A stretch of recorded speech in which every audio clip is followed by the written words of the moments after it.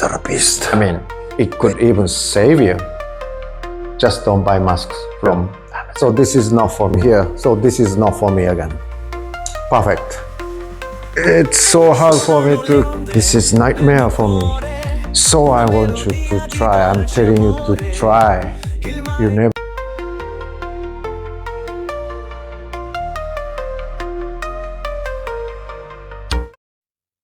Hi everyone. Today I'll guide you step by step on how to choose the right mask while I go through the process myself.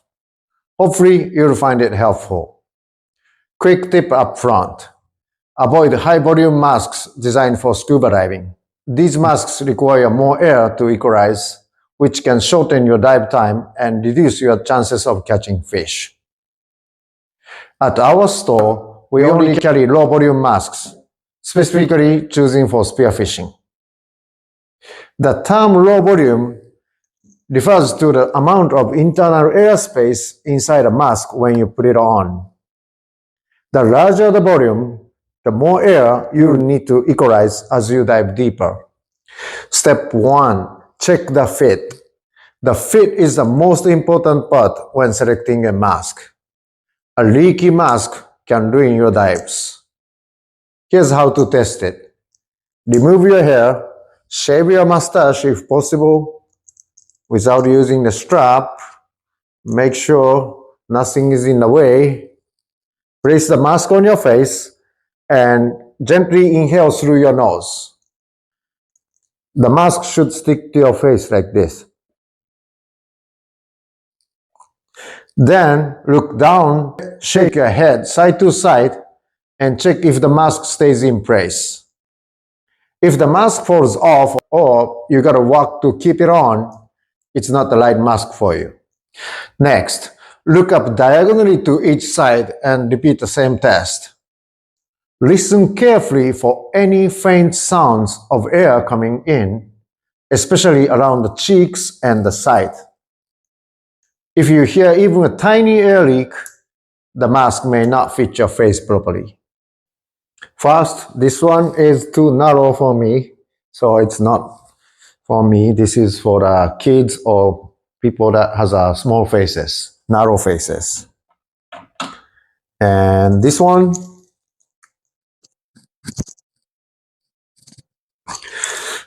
it's okay when I look down, but when I looked up, I can feel the leak from here, so this is not for me.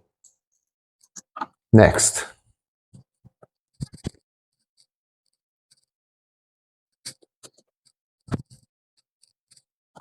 This one is basically okay, but sometimes, occasionally, I feel the leaks here, so this is not for me again.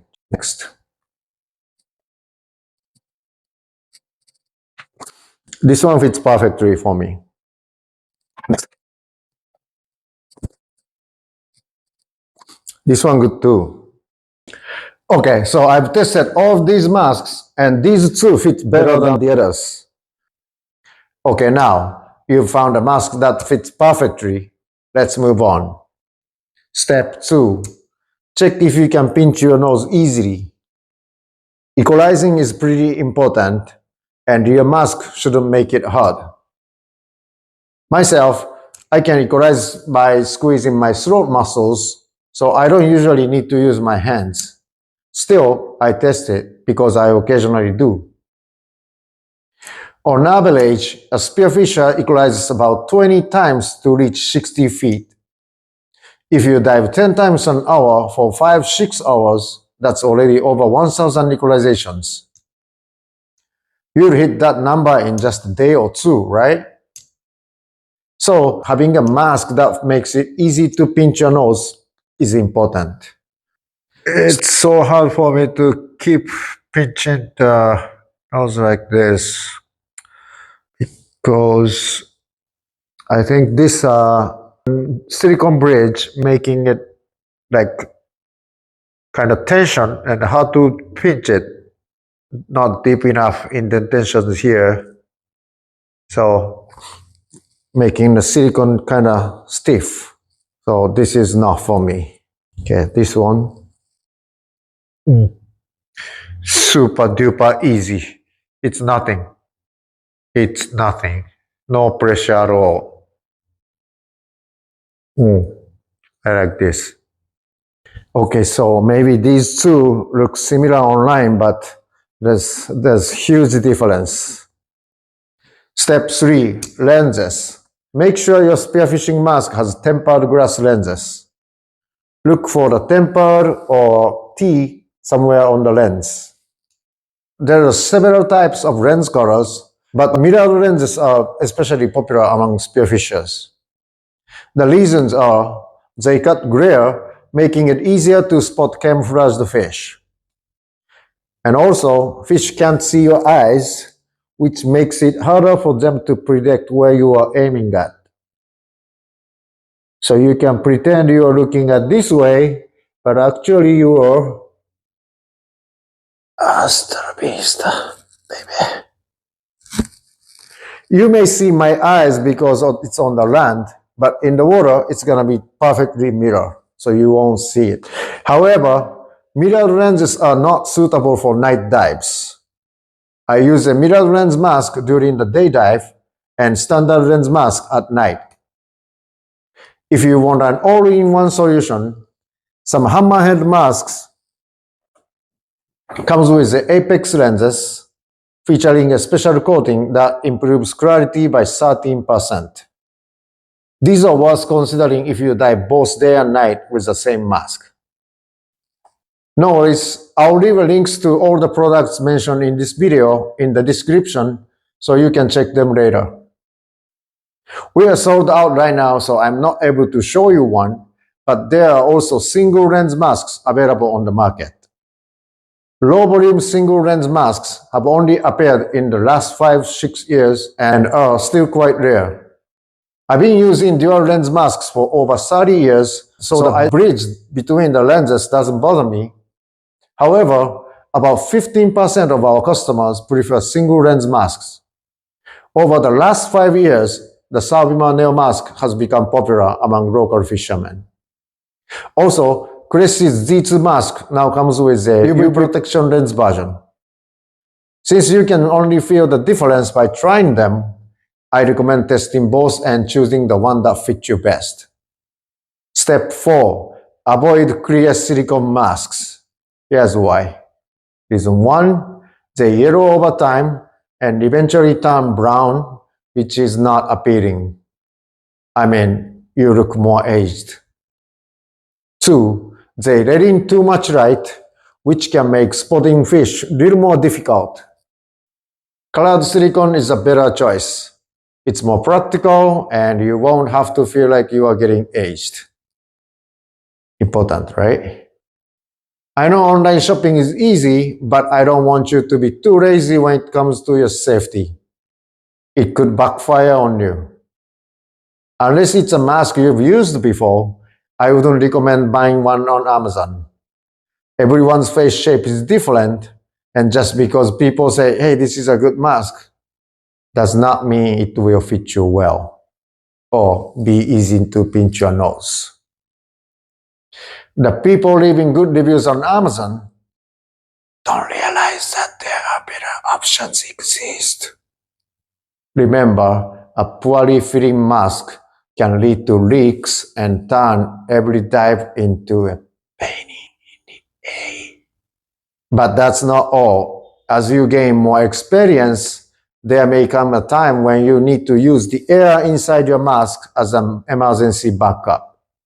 If an even little water leaks into the mask, it can block your nose, making all that air completely unusable. While you should never rely on this as a primary safety measure, in critical moments, it could make a huge difference. I mean, it could even save you. Alright, here are the final tips. Visit your local dive shop, try on every mask, and choose the one that fits you best. A quick 1-minute test can save you from a lot of stress underwater. I believe that visiting just 2 shops should be enough to find the perfect mask for you. Remember, your spearfishing journey has already begun with the mask you choose. I've been using this mask for 17 years now, and it's still kicking, choosing the right mask from the beginning can save you time, money, and a lot of stress down the line.